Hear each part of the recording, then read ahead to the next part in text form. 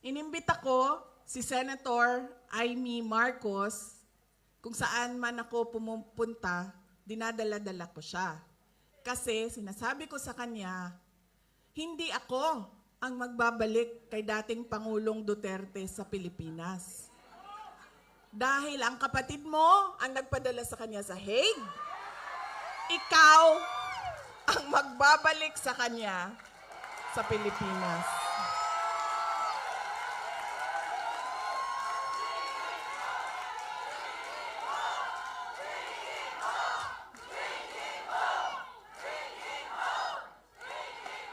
Di ba?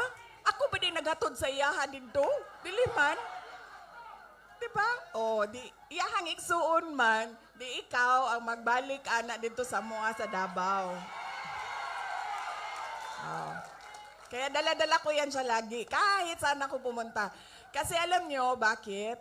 Kahit saan din ako pumunta, lahat ng Pilipino nagsasabi, iuwi mo sa akin. Sinasabihan ako, kahit nung bata sa kampanya namin sa Manila, maliit na bata na pagbaba ko sa stage, mukha siyang mga 8-9 years old. Sabi niya sa akin, ibalik mo si Tatay Digong. Ha? Bakit ako? Ikaw! Diba? Kaya dala-dala ko yan siya. Kahit saan. Para siyang naka-hostage.